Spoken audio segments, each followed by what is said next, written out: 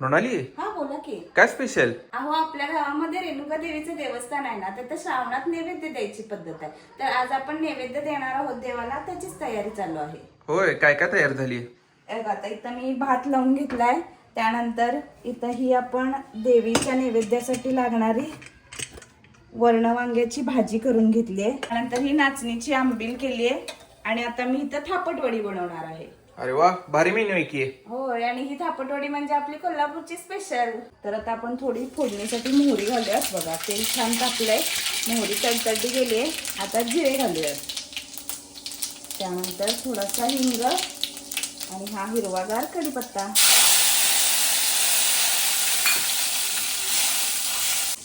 त्यानंतर इथं आपण मिरची, जिरं, लसूण आणि आलं याचं वाटण बनवून घेतलंय. हे वाटण घालून घेऊयात. तुम्हाला जसं तिखट हवं आहे तसं तुम्ही वाटण घाला.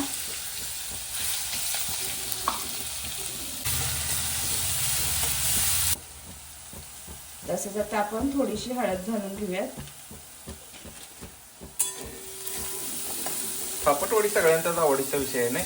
हो, आणि आपली कोल्हापूरची तर फेमस आहे. तुला आणखी काय काय आवडतं? आंबील? आंबील पण आवडते की, नाचणीची. हा, नाहीतर आपल्या कोल्हापूर भागात एक जण कढी सारखी आंबील पण करतात, नाही? कोल्हापूर साईडला कढी सारखी आंबील केली जाते. तर आता बघा फोडणी छान बसली आपली. तर आता आपण पाणी ओतून घेऊयात.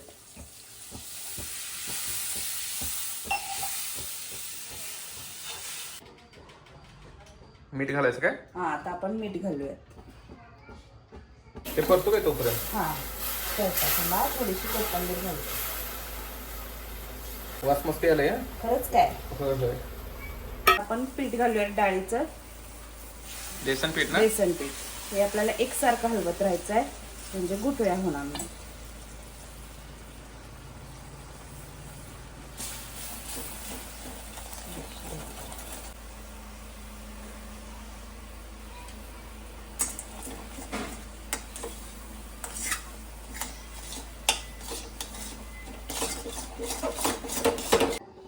बघा आता इथं आपला गोळा छान तयार झालाय.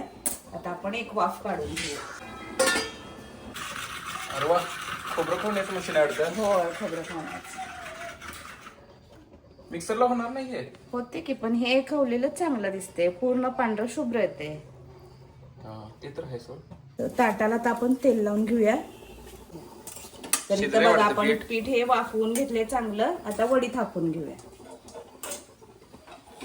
खाऊ काय जरा हे? खायचं नाही, नैवेद्याला बनवलंय.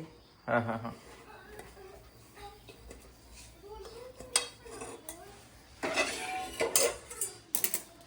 मीठ वगैरे असणार ना व्यवस्थित? खरं असते असते. तर हे गरम आहे तोपर्यंतच आपण थापून घेऊया. असं वाटतं नाही तर म्हणजे भाजणार नाही.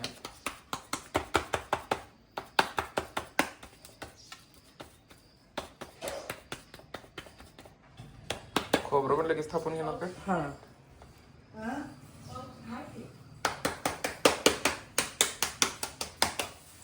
मिळेल का लगेच वडा?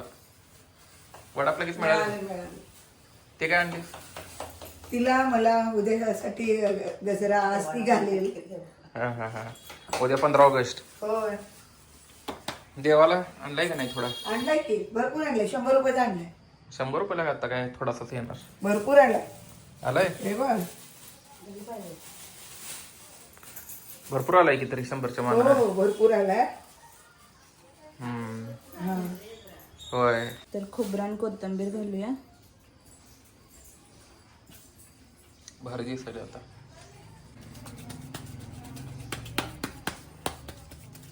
वड्या गार झाल्यावर पडणार काय? थोड्या वेळानं वड्या कापूया.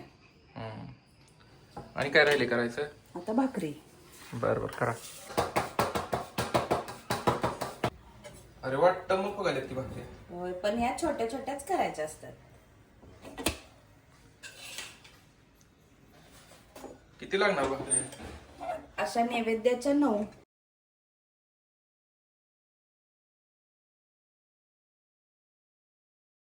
आणि काय तयारी करायला लागणार?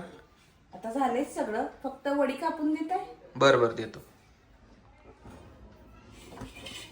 किती साईज करायची? बारकी छोटी छोटी मोठी छोटी पाहिजे? करा की, कारण ह्या भाकरीवर सगळं बसलं पाहिजे. बर बर मस्त झाली बघ. आकार बघ असा. या. ए नानू कुठं चाललायस तू?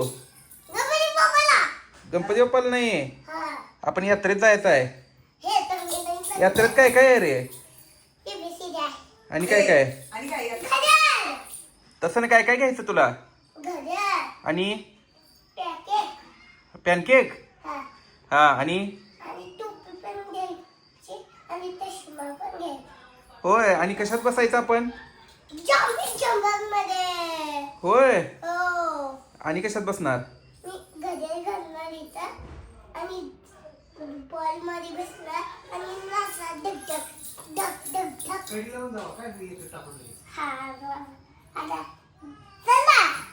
जाऊ एक थांब 2 मिनिटं आवरतेत तर सगळी. तुझा आवरलायस काय? हा चला जाऊया. पहिला कशात बसायचं?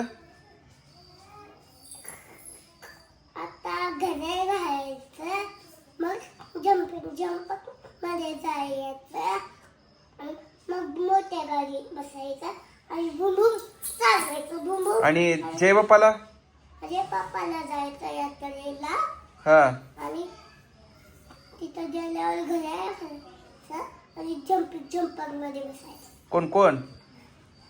मी, आई. मोठ्यानं घेत नाही जम्पिंग झपाक मध्ये. मी खरंच नाचतो. हा मी खरं नाचतो. तू एकटा नसणार मग? हा. चालते. मग आम्ही कुठं बसू? आणि तुम्ही हम्म तुम्ही इथं थांबा. मी इथं घसरगुंडी तिथं खेळतो. जंप हा चालते. मग गाड्या ते नको ना घ्यायला तुला? गाड्यात आहेत तुझ्या भरपूर गाड्या का नाही? मला पाहिजे गाडी. कुठली पाहिजे? गाड्याच्या. कार? बर घेऊया चला. चला.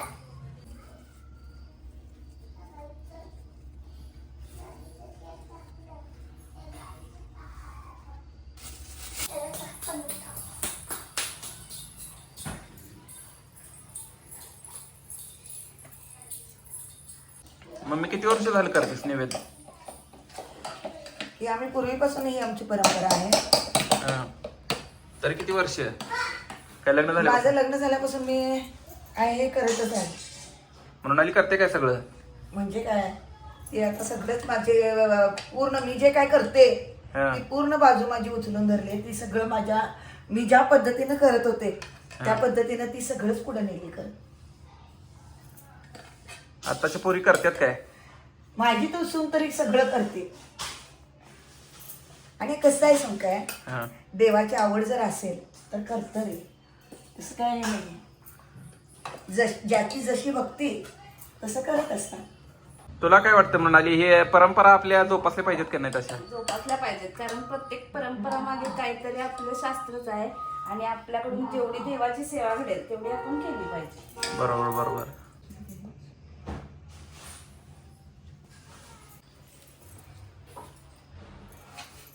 आलं घालालीस काय? होय, आलं घाल. आलं म्हणजे कसं आहे माहितीये का, आलं घातलं की आलं याचा अर्थ सगळं त्यात असा अर्थ आहे. म्हणून आलं घालायची पद्धत आहे. झाले की आता जयपाच्या पाया पडा इथं खाली डोकं टिकून म्हणजे जाऊया आपण. हा अरे हळूहळू हळदी लावायचं. कापूर घालायचंय. थांब जरा कापूर लोया थांब.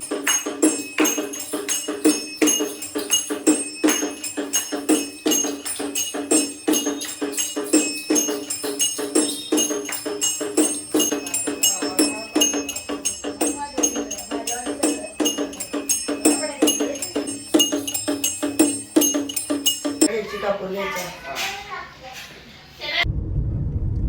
ओटी घ्यायची विसरलं बघा. तर आमच्या आळते गावाला रेणुका देवीचं मंदिर आहे. असं म्हटलं जातं की कर्नाटकमधल्या सौंदतीच्या रेणुका देवीचं मूळ स्थान हे आळतेमध्ये आहे. रेणुका देवीचं हे मंदिर कोल्हापूरमधील आळते या ठिकाणी आहे. आळते हे ठिकाण कोल्हापूर शहरापासून 25 किलोमीटर तसेच सांगलीपासून सुद्धा 25 किलोमीटरवर पडतं. श्रावणात पूर्ण महिनाभर रेणुका देवीची यात्रा भरते. पूर्ण महिन्याभरात लाखो भाविक येथे येऊन जातात. रेणुका देवीच्या आवारातच भरपूर दुकाने आहेत. यामध्ये तुम्हाला नारळ, ओटीचे साहित्य, देवीचे टाक हे सर्व काही इथं मिळून जाईल. रेणुका देवीची दर पौर्णिमेला तर यात्रा भरतेच, पण मार्गशीर्ष महिन्यातल्या पौर्णिमेला तर विशेष यात्रा भरते. ही यात्रा म्हणजे गावची मुख्य यात्रा.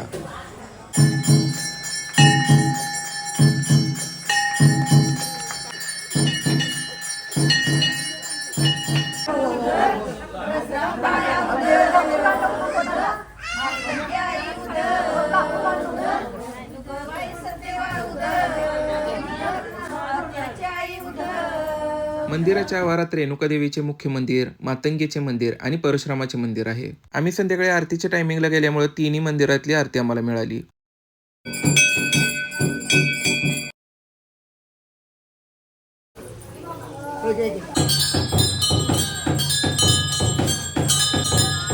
मंदिराचा आवार प्रशस्त असून सुद्धा इथे साफसफाई आणि नीटनेटकेपणा पाहायला मिळतो. श्रावणात तुम्हाला यायचं असेल तर शक्यतो संध्याकाळी या, तेव्हा गर्दी कमी असते. आणि जर मंगळवार, शुक्रवार, पौर्णिमा असं जर तुम्ही आला ना, तर इथं तुम्हाला पाय ठेवायला सुद्धा जागा मिळणार नाही. आम्ही दर्शन घेऊपर्यंत प्रणम्यच्या करामती पहा.